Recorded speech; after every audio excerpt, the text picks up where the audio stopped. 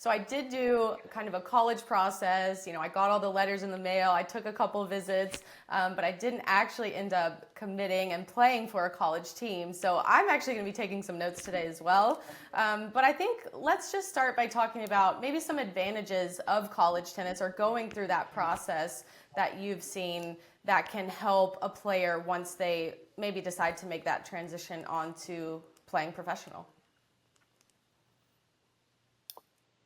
Yeah, I'll start, Shelby. I think the college process, I think it's obviously a decision for that. If you were doing very well in juniors, it's a very tough decision to make whether to go pro right away or to go to college. I think for me personally, there was no decision because I wasn't good enough to go pro. So I was always going to college, but I do think uh, as it stands right now, going to college at the very least for a couple years is a good way to set yourself up for pro success, and that's on the men's and women's side. And I think the narrative has changed a bit. As I said, right now, I think we are seeing a lot of players on both sides. I can just off the top of my head, Ben Shelton is a great example, a great young player on the ATP tour. Then you have another great example on the WTA tour is immediately comes to mind is Emma Navarro. And then you have Diana Schneider who went to NC State. Emma Navarro went to Virginia. These are players that are fresh out of college. So I think the narrative in the 90s and maybe early 2000s was going to college before playing pro was sort of a death sentence, and that's not the case now because we're seeing players on both sides, on the men's and the women's side, um, play deep, obviously deep into their 20s, very high level tennis, and in their early 30s, mid 30s, and so that I think that's the reason why I think right now college is becoming a very attractive choice for juniors if they're not quite sure that they're good enough to go pro. Obviously, there's so many examples of players that should not go to college.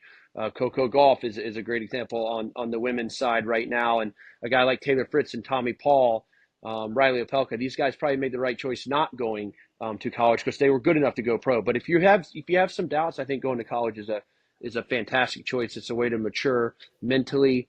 I think most importantly mentally and also mature physically to get yourself ready for the rigors of the Yeah, pro and I've tour. Mark, can always, you? Sorry, sorry, no, I was Shelb. just gonna say, like, yeah, you can elaborate on that. Yeah, I've always kind of approached it. I mean, I should preface this by saying, I've been in the college world for only a few months, but prior to that, I was in a bunch of different areas and at some stages working with kids who were kind of making that decision.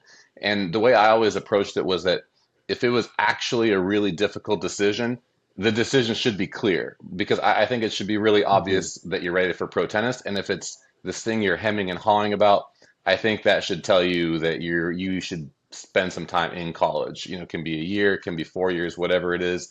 But I think, in addition to the good enough part of it, there's the mental side of it, there's the maturity side of it, and especially the way some of these colleges now will schedule their top players. They're going to supplement their collegiate schedule with a bunch of professional events, with the opportunity to sort of not be out on the road for 4 weeks at a time. Maybe you go for a couple tournaments and you come back to school and you can access all the resources there. It's really good, especially for people that don't have the financial resources to build out a full team around a young player. Not a lot of families are able to do that because that's in reality, like to really make it, you need to invest in yourself and equip yourself with the tools to succeed.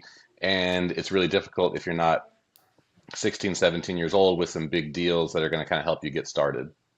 Can you just clarify what you mean when you're saying not good enough to make that transition, like maybe from results, or and then just elaborate also on those qualities that you've seen in players that are really valuable? I think historically, if you look at the players that turned pro, maybe as high school seniors, they were doing well they were going deep in the challenger level events consistently. They were winning challengers, semi challengers. They were qualifying for tour events on the women's side, maybe at the 50 or 75 level. Someone like yourself were winning these events at 17 years old. If you're playing the $10,000, $15,000 level and you're like getting through qualities once in a while, like that's not indicative of a player who's ready to play professional tennis full time. That's kind of the level of collegiate